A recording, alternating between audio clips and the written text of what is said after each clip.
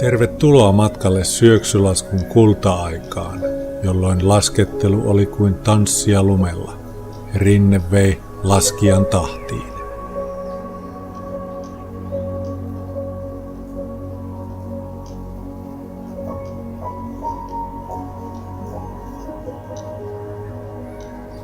Tämä dokumenttiohjelma kunnioittaa edesmenneiden Kalevi Häkkisen sekä haastattelijana toimivan Vesa Toivasen muistoa. Haastattelu on taltioitu vuonna 2012 ja ohjelman valmistuminen jäi kesken Vesa Toivasen yllättävän poismenon myötä vuonna 2016.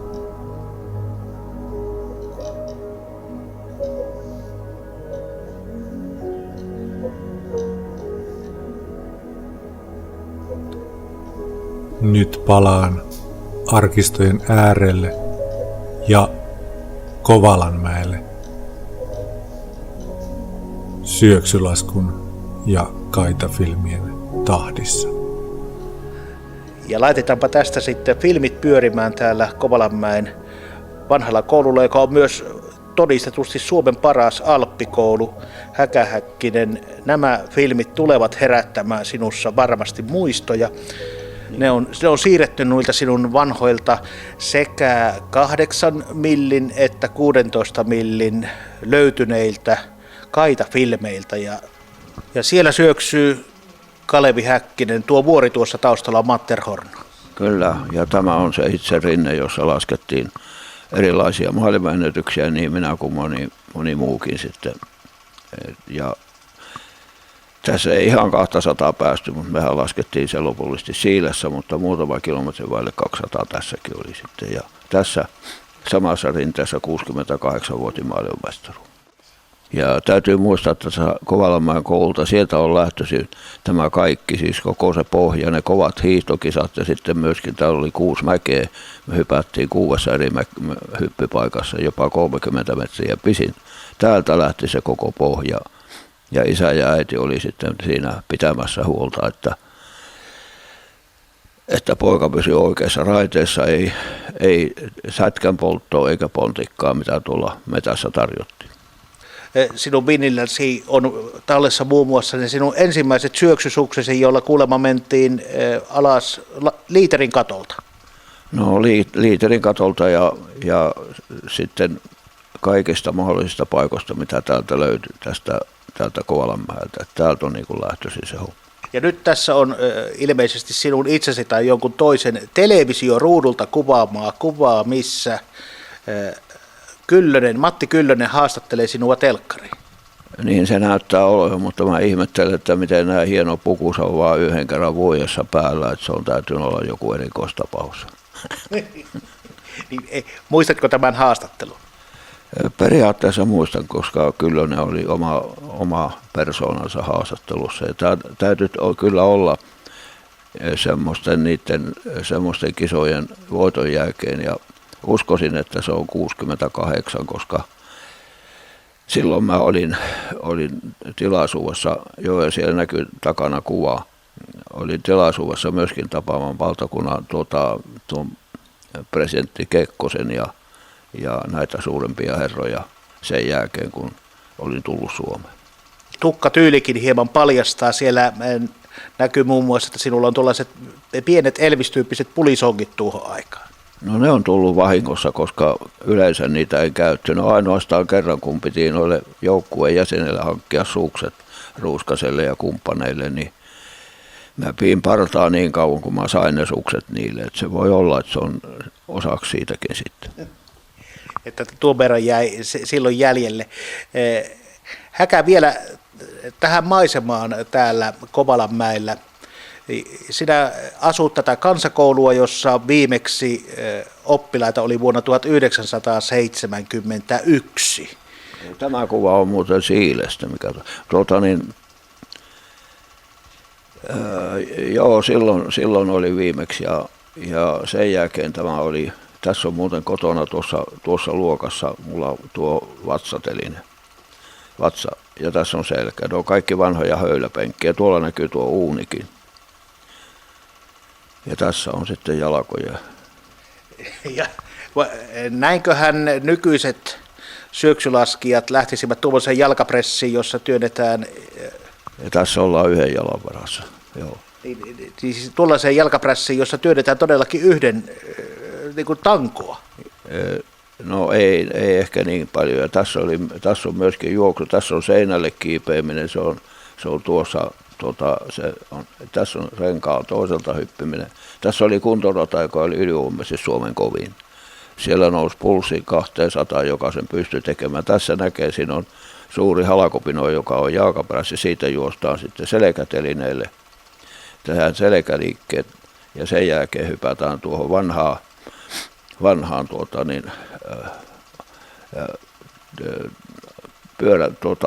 kärrytelineeseen ja sen jälkeen mennään tähän ja tehdään tuossa voltilla ja sitten katsotaan kelloa. Ja sitten tämä, mistä tulit kuuluisaksi? No se on kuuluisa joka Espanjassa. Viime joulun aattona ainoa mikä näkyy Suomesta oli näkynyt tämä harjoitus. Ja tämähän lähti siitä, että niin kuin näkyy siinä kokeillaan asentoja. Tämähän lähti siitä, että Ferrarin tallipäällikkö Cesare Fiorio tunti minun hyvän tohtoriystävän Carlo Belloni ja ne teki mulle nämä telineet siellä Torinossa ja sitten me lähdettiin sitä tuonne Monsaan kokeilemaan ja sitten kun mulla 70-luvun seutuun rupesi tulla lapsia, niin mä en päässyt enää mihinkään siileen lähteä yhtäkkiä, vaan tuosta nurkalta lähdettiin ja näitä metsäteitä ajeltiin, koska poliisit jahtasivat tuolla isolla tiellä. Hänen harjoittelunsa oli kuin tanssia, jossa jokainen liike oli tarkkaan harkittua. Kun tänne tullaan, niin tuo on hiekkatie, niin se antoi myös tuommoista luonnollista pomppua. No se antoi pientä pomppua ja sitten mulla oli vielä semmoinen hurjimus autokuskina kuin Jussi Kynselehto Oulusta, joka oli tunnettu siitä, että joko se auto pysyi tiellä tai ei, mutta se meni kovaa ja hän ajoi 120 ton tien ja mä olin katolla ja sitten se tuli takaisin ja teki tuossa riihen kulmalla 360 käännöksiä, ei muistanutkaan, että on katolla. Kyllä mä siellä pysyin, mutta mä sanoin, että älä tee sitä toisen kerran. Ollaan nyt menossa sitten Lansian katolle ja ollaan menossa ajamaan pitkin katuja ensin, mutta sitten mennään myöskin Monsaan ja siellä tehtiin niin kovia tuloksia, kun siellä yleensä autolla pystyi. Ja tässä on kuljettajana italialainen Ferrarilla työskentelevä auton kuljettaja ralliaja. Eli siis niin kuin varsinainen niin kuin urheiluautoilija tarvittiin näihin hommiin. Kyllä, joo. Ja tämä on nimenomaan se itse tämä teline ja kaikki, niin kuin tässä näkyy, niin se tehtiin Lansian tehtaalla, mutta Ferrarin toimesta Cesare Fiorion aloitteesta ja niiden tukemana. Tuossa näkyy tuossa taustalla tuollainen kaari, johon voi tavallaan niin kuin levätä, mutta jos tuo auto menee 200, niin eihän siinä kukaan pysty seisomaan. Ei siellä seisota, jos sieltä luiskahtaa. Tuota ei ollut mulla enää täällä kotona, tuo oli vaan siellä Italiassa, ne otti tuon pois ja mä jäin sitten vaan näin tolppien varaan. En mä koskaan luottanut siihen, että siellä johonkin tolppaan nojataan. No tässä mennäänkin sitten jo tällä uudella systeemillä. Missä tämä Ford Caprilla tehty ajo, missä nähdään myös tuo oikea muna-asentokohta, niin missä tämä on tehty? Tämä on tehty myöskin Italiassa Torinon lähellä. Sielläkö ei ollut poliisia tien puolessa vahdissa? Kyllä siellä oli, mutta ne vaan hymyili sille, ei koskaan mitään puhunut, sai ajaa missä vaan. Tässä pannaan lisää sukkaa. Joo, tässä kokeillaan erilaisia asentoja. Ja mä olin kerran semmoisessakin sitten loppujen lopuksi avoautossa, johon siellä Torinon lentokentälle, niin sato vettä ja se oli siellä auton pohjalla oli varmaan 10-15 senttiä vettä ennen kuin se lopetettiin, että siinä sai niin kuin myöskin olla Tässä on nyt myöskin aerodynaamiset sauvat, ne kääntyy itsestään vaaka-asentoon. Eli ne on ne kippurapelit, mitä? Kippurapelit ja sitten vielä tohtori Pellonin suunnittelemat sommat, jotka kääntyi sitten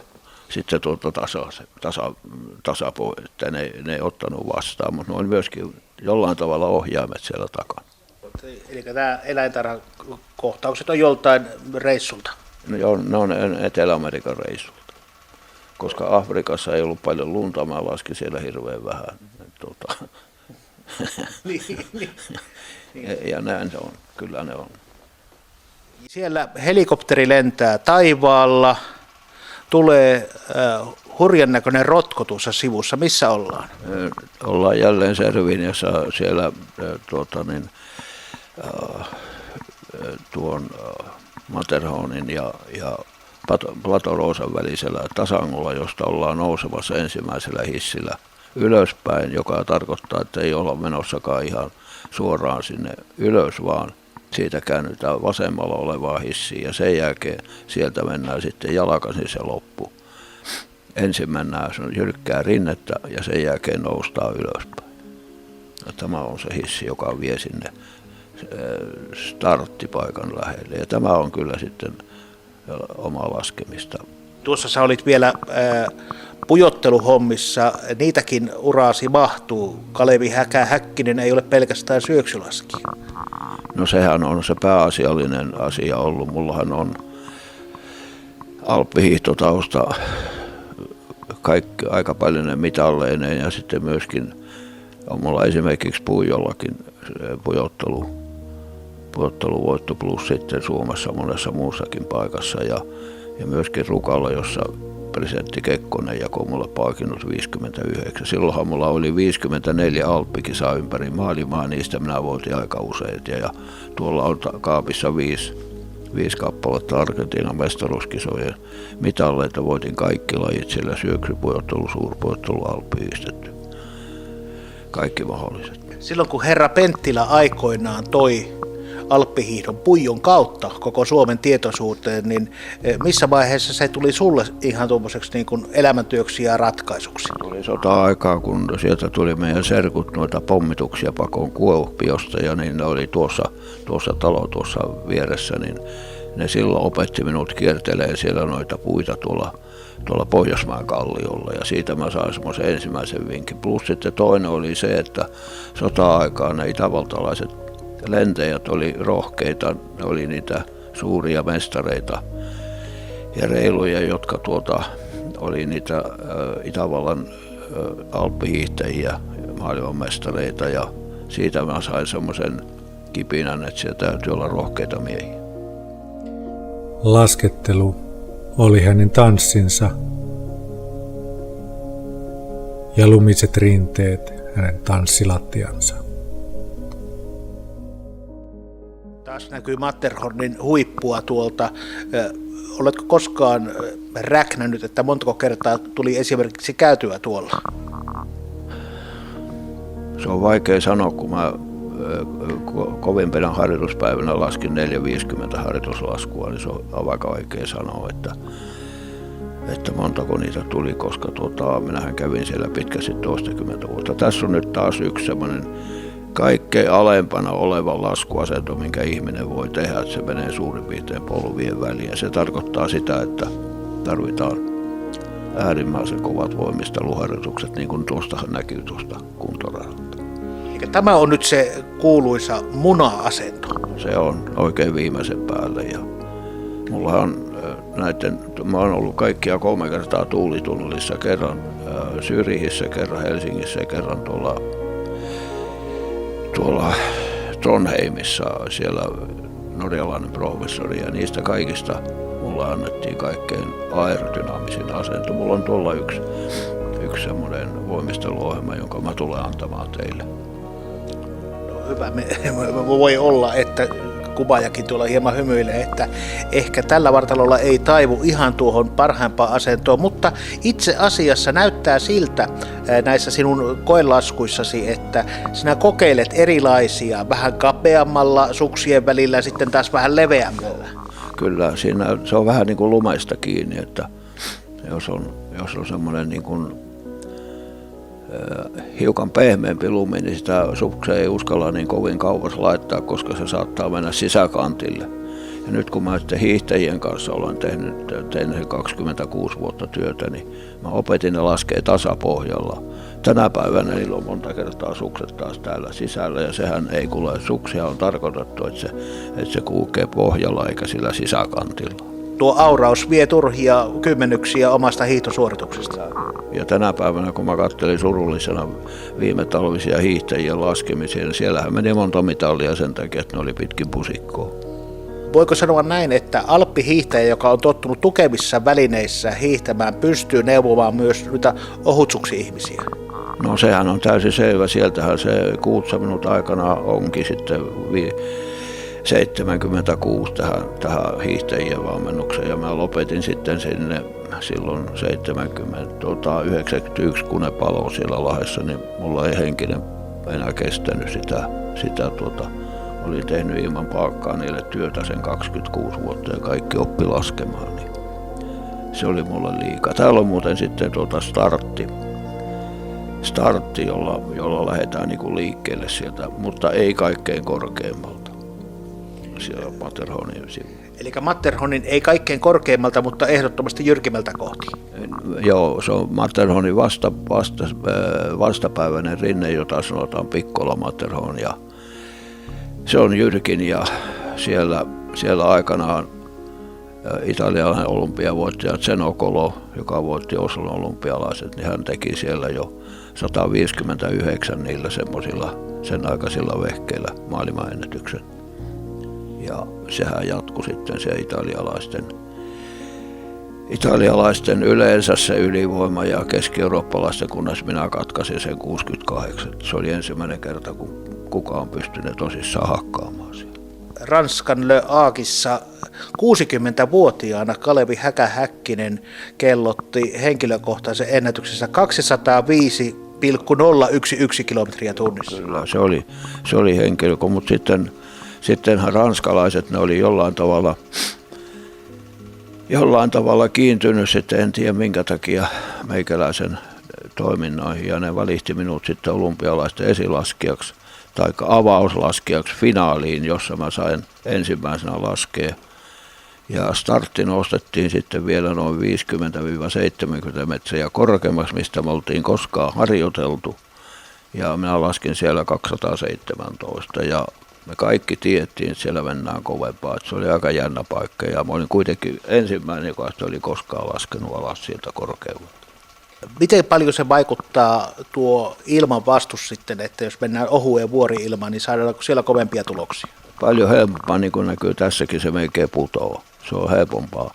Se on paljon helpompi kuin olla auton katolla Markus Grönholmin vauhdissa 209. Yritettiin tehdä siinäkin kovempaa tulosta kuin suksella, mutta ei ihan onnistuttu. Jossain vaiheessa kerroit sitä, että tuossa syöksylaskussa myös tuo suksi, joka on huiman jäykkä, niin se taipuu ihan kuin tuommoinen hentopajuvitsa. Joo, siitä tuli, kun mä kaavuin tuolla yhden maailmanennätyslaskun tuolla Serviniassa, niin sitten yhdestä suksesta, se 240-vuotiaasta paksusta raskasta suksi, siitä tuli täys semmoinen niin kuin katastrofi. Se oli ihan palasina, täysin palasina, kun se lenti ilmaan ja putosi alas. Siitä ei jäänyt mitään. Että kyllä se voima on hirveä. Tuossa äsken muuten näkyy hyvin se rinne. No niin, nyt pannaan tuosta vähän pauselle, niin ja mennään tuonne ihan alkuun vielä tuolla napilla. Tämä on jostain niin Italiasta. Italiasta, joo. Mutta ja tässä nähdään muna-asentona semmoisena kuin se pitää olla. No se on semmoinen niin kuin se pitää olla. Ehkä siinä voisi kädet olla pikkasen korkeammalla, mutta toisaalta silloin kun ollaan auton katolla, se on niin kova se vauhti, että siellä on niin kuin oltava varma siitä, että sitä ei niin kuin lähde taaksepäin putoamaan. Tässähän ei ole mitään enää, tässä on vaan nuo tolpat. Niin siinä ei niin kuin, ikään kuin varmistuksia ei tunnettu tuossa hommassa. Mä en koskaan niitä tuntenut, koska et se sinne nouse, jos sä vähänkään niin kuin olet epätietoinen, että pärjäätkö siihen. No sitten vanhoilta 16 millin pätkiltä löytyi myös tätä pujottelukuvaa. Meneekö tässä nuori Ingemar Stenmark vai kuka lienee? No siinä voi olla kyllä Kovalanmäen koululainenkin yhtä hyvin, koska mähän laskin silloin niin kuin Salon kisoja ympäri maailmaa, ja pujottelu oli silloin tämän näköistä, se ei ollut niin avonaista kuin se nykyään. Siellä oli 3 väriä, punainen, vihreä, keltainen ja sininen. Ja ne oli pitkiä, Cortinassa laskettiin 95 portin ratoja, nykyään ei niin pitkiä lasketa. Kun vertaa nykyiseen vaikkapa Palanderin menoon, niin tässä ikään kuin tehdään enempi mutkia ja jotenkin näyttää, että nuo suksetkin ovat vähän pitemmän sorttiset. Joo, mulla oli 2,18 pitkät, ne oli paljon pitemmät kuin nykyään ja sitten ne on tietysti vaikeimmat kääntää ja niin kuin sanoin, niin tässä tehdään paljon enemmän töitä ja semmoinen 95 portin rata, niin kyllä se vähän henkeäkin otti sitten, että se on niin kuin muuttunut sillä lailla. Vauhti on hitaampi, mutta paljon töitä ja paljon portteja. Nyt on vaikea muistaa, kun oli 3 eri väristä. Nythän ne on näin ja näin ja näin. Ei siellä koskaan niin kuin eri portista enää, mutta silloin erehty. Se tuli heti sitten hylkäys, jos menit väärältä puolella. Se oli heti. Minä Puijolan mitään yhden voiton. Menetin sillä lailla, että mä tulin maaliin ja siellä oli 2 niin kuin semmoista tolppakasaa, niin mä menin just sinne vielä, kiersin vielä pitemmälle ja ne hylkäs sen takia, että mä menin väärään maaliin, joka ei ollut minun syy, että se on tehty siinä, mutta joka tapauksessa ne ei antanut mulle pokaalia, vaikka mä voitin Puijon pujottelun. Sehän oli aina mäenlaskun yhteydessä, Puijohan oli äärimmäisen tärkeä pujottelupaikka. Ja tässä annettiin vauhtia vielä lopussa. No siinä annettiin vähän vauhtia sitten lopussa kyllä. Ja sitten tässähän sitten jo ruvettiin sitä askeltamistekniikkaa, jonka mä toin Suomeen 67-66 Euroopasta. Se tarkoitti siis pujottelussa sitä, Joo, että niin askellettiin myöskin eikä yksistään 2 sukseen. Nythän tullaan 2 suksella taas uudestaan, mutta silloin ei. Ja sitten käveltiin ylös, ei siinä. pitäisi melkein sanoa, että siihen aikaan kun hissitkin olivat sillä lailla, niin kun mäkihypyssä mentiin ylöspäin, noita portaita kiivettiin, niin näinkö tehtiin myös sitten tuolla alppipuolella, että mäki piti mennä jalan ylös? Yleensä mentiin jalan ylös, kyllä se oli näin. Ja sitten silloin kun mä hyppäsin mäkeen vielä ja hyppäsin mäkiennätyksen tuolla Satakunnan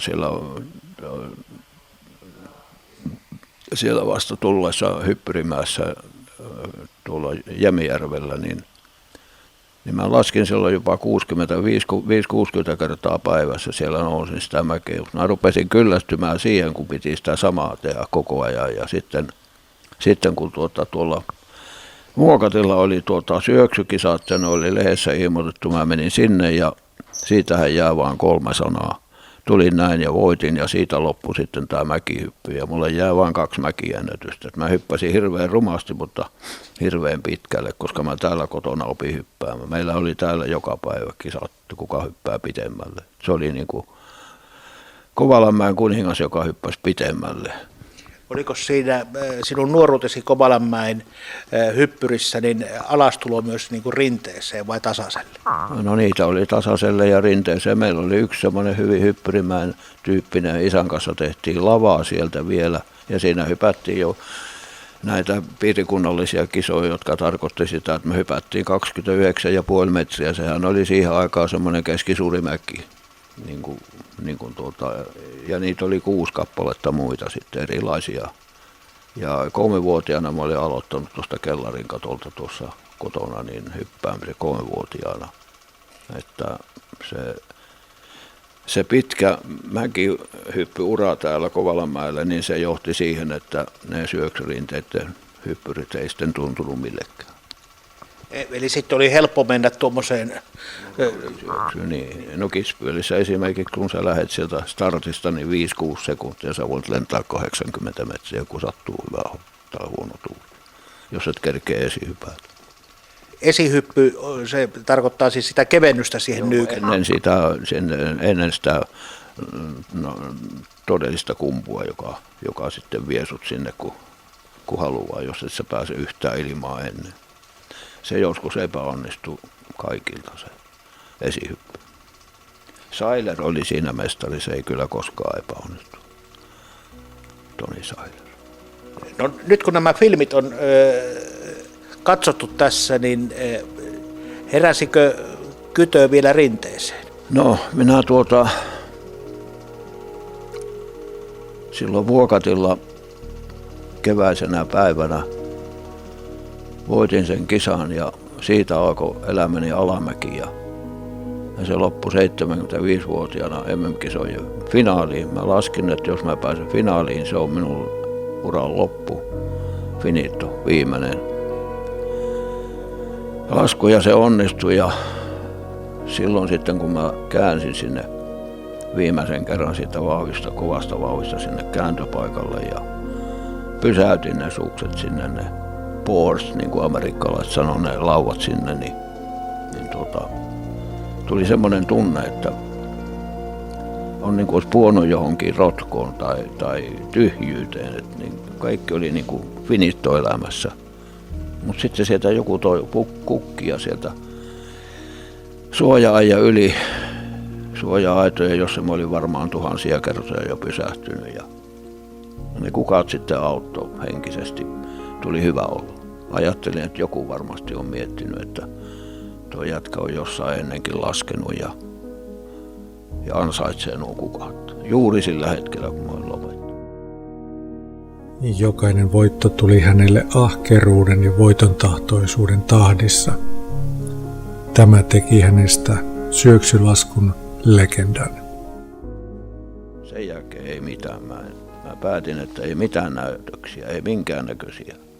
Se on loppu ja alkaa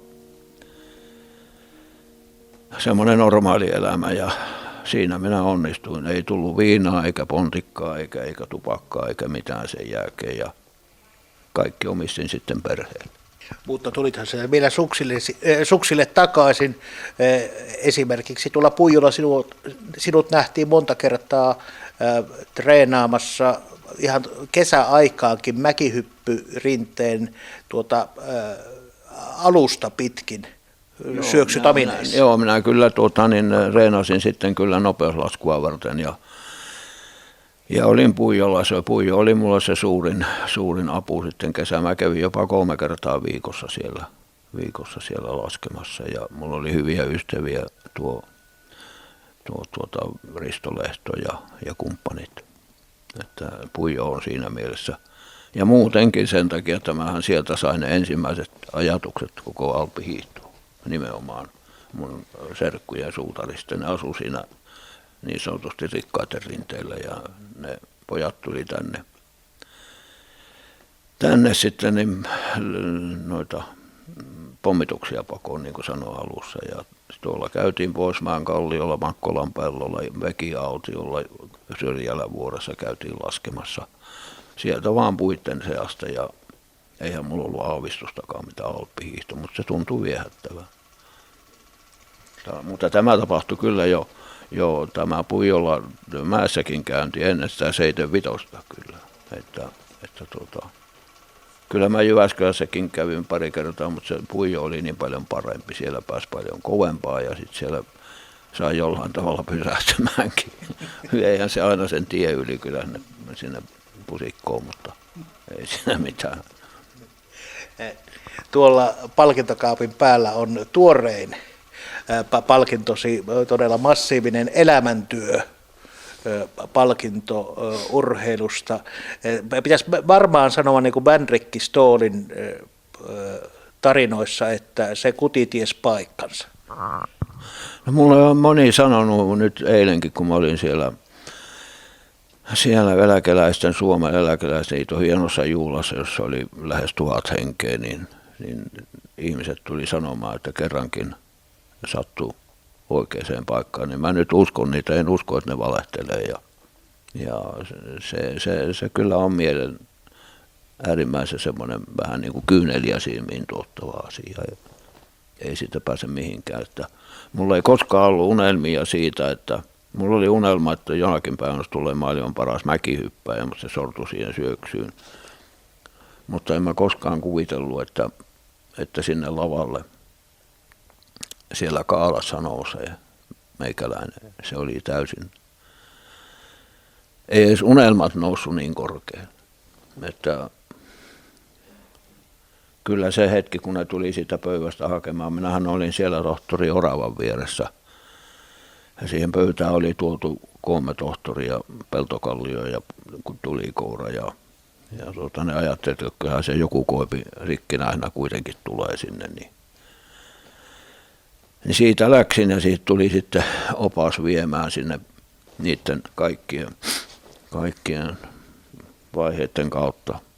Ja siellä oli tuo reikkauksen päällikkö ja sitten oli Harkimo oli siellä yhdessä huoneessa ja minä arvasin, että nyt sitten painetaan tuonne katsomoon ja takaisin ne lavalle, ne työnti sieltä vaan ja mä ajattelin, että siellä on kuitenkin joku haastattelija ja eihän siellä mitään, sinnehän joutui siihen mikrofoniin. Sitten mä pidin siellä sitten puheen. Semmoisen niin kuin perämetsän poika voi tehdä ja se oli aika semmoinen, sikäli tunteellinen, että kaikki hyppäsi pystyyn. Ennen kuin kerkisi mitään sanoa.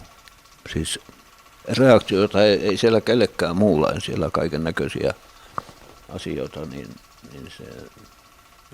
se toi kyllä hirmutunta. Hänen tahtinsa elää näissä rinteissä ja niissä, jotka jatkavat hänen suksien jäljissään. Siinä mielessä ihan onnellisesti voi kerätä voimia, minkä vielä on, ja pitää perheestä huolta. Ja Heidi varsinkin, joka on paljon kärsinyt siitä, että mä jouduin kiertelemään pitkin maailmaa. Hän oli välillä jopa 4 mantereella, eikä kukaan oikein tiennyt missä päin on. Aina välillä metsätöissä sai rahaa ja sitten taas muutin mannerta ja sitten taas välillä opetin jossakin, että pääsi taas johonkin. Ja sitten tuli kutsuja kyllä, että mä sain Argentiinassa kutsuja ja sitten täältä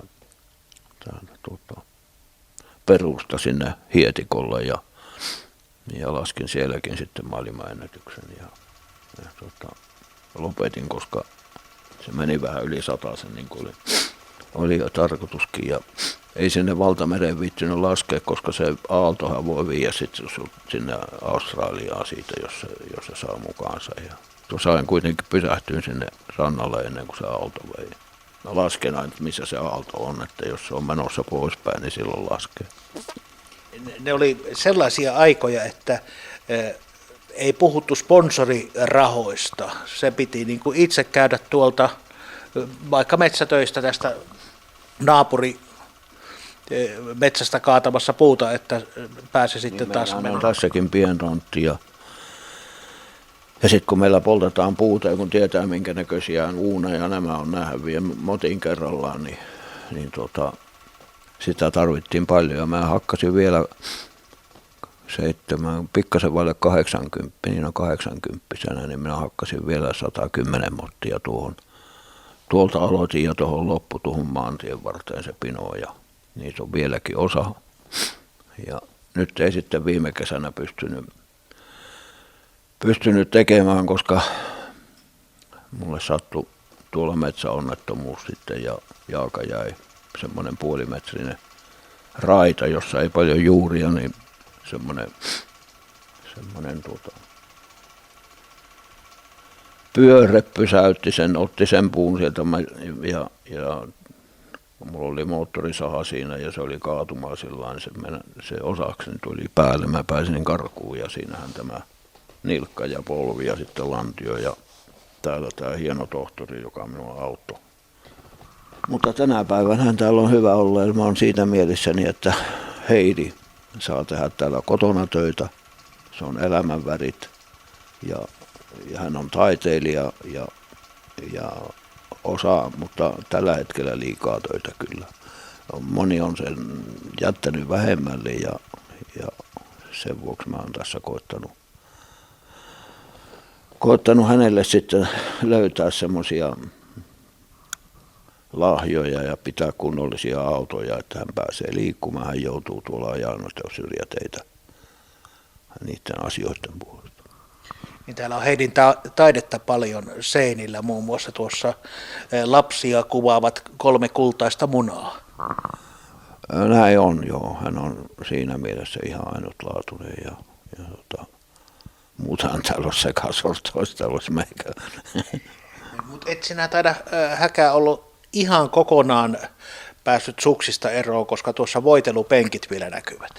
No minä aloitin semmoisen kuin Optivax, semmoinen voitelusysteemi, jossa on teippi, josta lähtee se voide ja sen takia ei tarvita enää niitä kaiken maailman parahviineja pitkin lattiaa. Siitä ei oikeastaan jää mitään kuin harjaus. 3 harjaa, jolla sitten otetaan ne lisät pois siitä. Ja sitten on semmoinen nappi, joka on erittäin kova ja varsinkin noissa tunneleissa kesällä hiihtäessä, niin se ei ota likaa. Ja se on yksinkertainen, sä pistät napin taskuun ja veät siitä, niin se on sillä siisti. Se on siistinyt sitten tätä touhua ja monet hiihtokisat on tänä talvena voitettu sillä teippi ja nappihommalla. Niin, voisiko sanoa näin, että sinä olet tuonut suomalaiseen hiihtoon halonhakkuun ennen mietaata ja sen jälkeen siirtynyt myös tuotekehittelyyn suksien voitelussa ikään kuin eläkepäivilläsi? Kyllä, näin on. Ja tietysti se, että silloin lopetettuani päävalmentajana alppihiihdot, niin Uutsa kävi kysymässä sitten, että sä vois lähteä sitten neuvomaan hiihtäjiä. Me tehtiin sitten systemaattista työtä ja kyllähän tulokset oli 89 lahdessa Suomen historian kovimmat. Oli muuten Kaalassa ihan siinä vieressä myöskin Kaisa Mäkäräinen ja oli hyvin jännittynyt. Hänkään ei tiennyt, että annetaanko hänelle se vai ei. Samalla lailla kuin minäkin. Että se oli ikimuistettava juhla se Helsingin. Olin minä aikaisemminkin sinne kutsuttu, mutta tuli vaan Kaiholla mieleen, kun ne sieltä huiput näitä tuommoisia hakimaan, että ei tuota koskaan mulle tule. Ei sitä voi olla kuin kiitollinen. Se on täysin käsittämätön. Tämä liike on äärimmäisen yksinkertainen. Se pystyy tekemään kuka vaan. Se aloittaa sitten tuon selän irrottamisen. Nyt on lämmittely. Se ensimmäinen liike.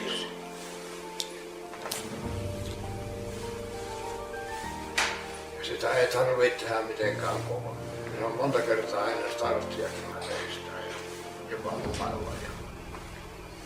Se on saatava näin se selkä ensin. Sitten kun sä työnnät sitä, et saa tehdä missään tapauksessa näin. Se täytyy työntää näin.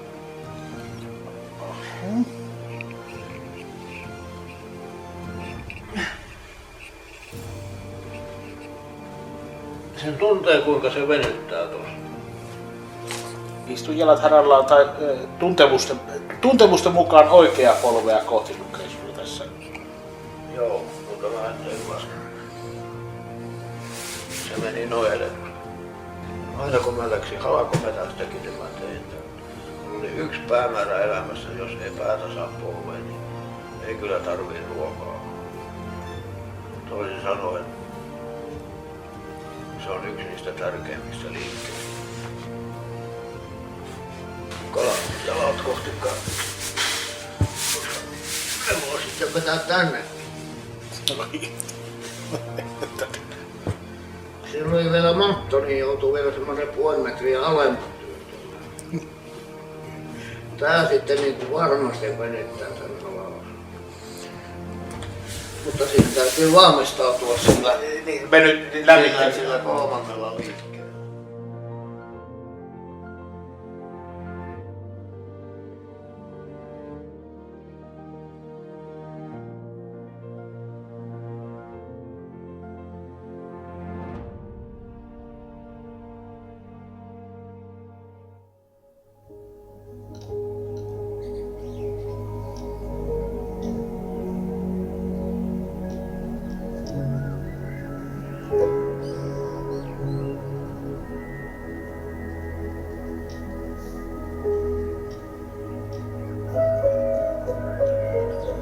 Kiitos, että saimme tanssia syöksylaskun mestarin tahdissa.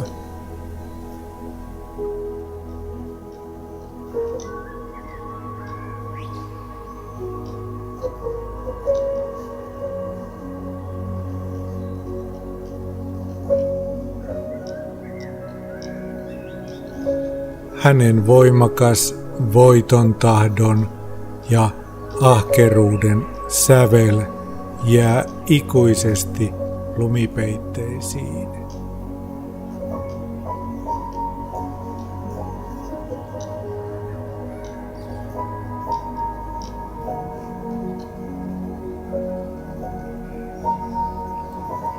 Rytmit säilyvät rinteillä odottaen seuraavaa tanssia.